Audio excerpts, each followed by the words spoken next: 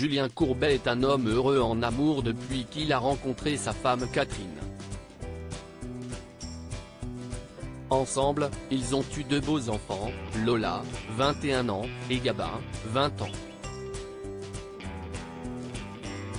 Le couple s'est même marié en 1998 mais, pour que cet heureux événement ait lieu comme il le voulait, il a fallu tout revoir à la dernière minute. En effet, invité de cet avou mardi 28 février au soir, Julien Courbet a raconté comment son union a été chamboulée par un problème de timing de taille. Car, en 1998, le jour même où il devait dire oui à sa belle Catherine, un autre rendez-vous immanquable était donné. Celui de la finale de la Coupe du monde de football, à laquelle participait l'équipe de France. Sinon j'étais cuit, je vais vous raconter un truc, j'ai fait changer la date de mon mariage en 15 jours parce que j'avais pris une date, et c'était la finale de la Coupe du monde où la France gagne.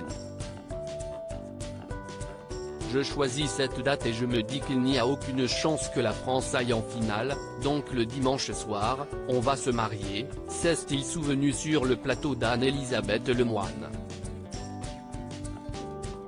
Or, contre toute attente étant donné que cela n'était pas arrivé depuis 1986, les Bleus portés par Zinedine Zidane se sont bel et bien retrouvés pour le match final de la compétition.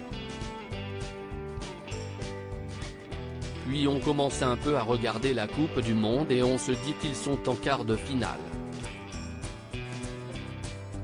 Ils jouent plutôt pas mal quand même, était forcé de réaliser à l'époque l'animateur de Ça peut vous arriver.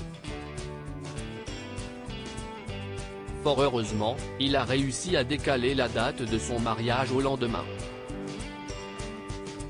Sinon j'étais cuit moi, qu'est-ce ce que vous voulez faire un mariage un soir de finale de Coupe du Monde? Il n'y a personne qui vient. Ou alors il aurait fallu mettre une télé, ce qui aurait été ridicule, a-t-il justifié. Si est donc un 13 juillet qu'il s'est uni à Catherine pour la vie. Ce n'était pas forcément mieux parce que la veille ils s'étaient tout couchés à 6 h du matin donc ils sont arrivés avec des drapeaux.